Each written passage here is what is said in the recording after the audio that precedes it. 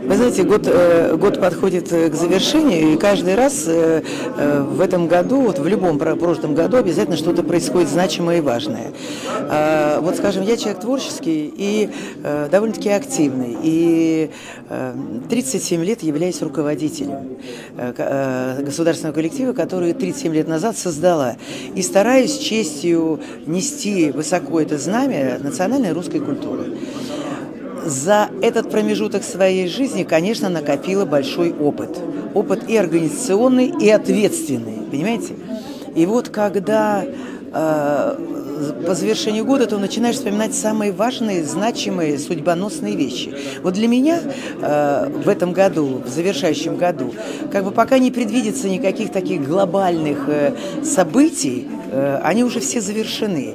Было самое яркое событие – это 20-летие Республики Ингушетия и участие в этом торжестве. Так вот, я вам скажу, что это для меня было новое, ответственное. Для меня это было, знаете, как будто я вошла в какую-то воду, в которую еще ни раз не входила, и обязательно надо в ней плыть и выплыть. То есть почувствовать эти два берега и плыть, и что-то делать и так далее. Я хочу сказать, я получила, слово говорить, устала, как тебе это было трудно и так далее. Это все такая глупость. Это абсолютно производственные моменты. Но когда ты видишь результат, когда этот нерв бьется во время любого представления, во время любого открытия, того же мемориала, той же халвы, того действия конных представлений, действия огромного движения потока людей по площади, действия в театре, который построен был именно к этой дате. Понимаете, когда ты видишь вот этот нерв за кулисами, а не на людях, то ты ощущаешь жизнь. Вот люди поверили в торжества, и люди вышли на улицу все. И старый млад, понимаете? Кто с чем шел? Поди догадайся, да? Но ведь шли, значит, хотят веровать, хотят, чтобы вера вернулась в обиход жизни, понимаете? Чтобы было меньше разочарований. Слишком много у нас разочарований за последние годы. Это касается не только Ингушетии, это касается вообще всей нашей России. А когда вот такие островки вдруг начинают вселять в человека некую благость, и степень доверия возрастает, то ему хочется пойти. А пойду-ка я сначала посмотрю на это событийное действие. И вы знаете, мне кажется, у нас все получилось. Конечно, сформировать команду было непросто, потому что я должна была понимать, какие люди возьмут на себя ответственность, потому что Кавказ – это дело серьезное, это горячие, темпераментные люди. У каждого народа Кавказа есть своя традиция, несмотря на общность, скажем, вроде как горы кругом объединяют, а все-таки у каждого народа есть своя традиция. И в этой ситуации надо понимать, и с уважением относиться и слышать, какие есть определенного рода нюансы. Все получилось. Я получила неизгладимое впечатление, анализировала спустя неделю, потому что это было невозможно сразу анализировать, потому что в ушах звенело, голова кипела, все вот так вот сердце стучало, так или не так, правильно или неправильно, не обидела ли я кого. Вот знаете, вот все время вот на грани фола вот это было. А когда спустя неделю все как-то так устаканилось, я стала размышлять и думаю, нет, все хорошо.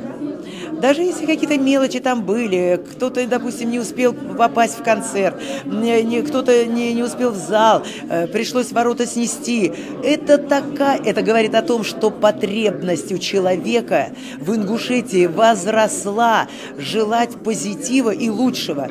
Господи, такое счастье! Вы знаете, я, честно говоря, испытала огромное счастье, и так хорошо все это получилось. Конечно, премьер с утра до ночи был все время, руку держал на пульсе, постоянно, чтобы президента, как бы докладывали президенту, но так, чтобы человек занимался государственными делами, а премьер в этот момент занимался и тем, и другим. И очаровательная жена, которая рассказывала тонкости, гибкости, скажем, народа, да, это очень важно. Допустим, некие женские традиции, некие мужские традиции надо понимать, не надо все в кучу смешивать, и к этому относиться с пониманием и с достопочтением, понимаете? Вот эти нюансы все мы учитывали, вот. Ну и потом, конечно, детишки там маленькие, все-таки это же дети Кавказа, это дети Ингушетии, и надо понимать, что они воспитываются дома, у них есть родители, значит, надо с ними точно так же разговаривать, как со взрослыми, потому что они уже в этой традиции, они уже родились с этим, понимаете? Вот. Одним словом, я испытала, знаете, вот в этом году для меня это знаковое событие, на что я опираюсь и вспоминаю. Поэтому я надеюсь, что мы будем продолжать работу, действия с Ингушетией. Проектов может быть море, опыт он у меня большой, и у моей команды. Да, собственно, и другие артисты подтянутся, кому-то надо было начинать, понимаете. И поэтому я думаю, что все наладится. Вы знаете, надо в это верить. Это первое. А второе, надо не только веровать, но еще и делать. Вот. Самый главный стратегический ресурс любой республики и государства – это человек со всеми своими разностями. Понимаете, и вот на это надо обращать внимание.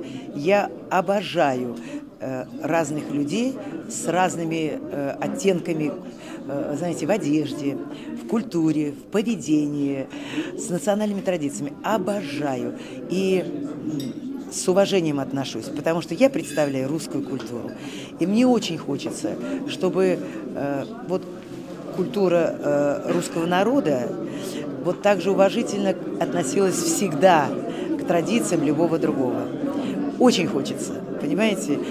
Вы знаете, так жить спокойнее, в том плане, что это укрепляет некую стабильность нашего государства. Это укрепляет взаимопонимание и вызывает улыбку добра и взаимодействия. Поэтому я желаю процветания этой прекрасной республики, желаю хороших, качественных детей. Вот. Я желаю, чтобы традиции развивались и были наполнены уважением друг к другу. Будьте счастливы и до новых встреч. Всегда с любовью к вам, Надежда Бабкина.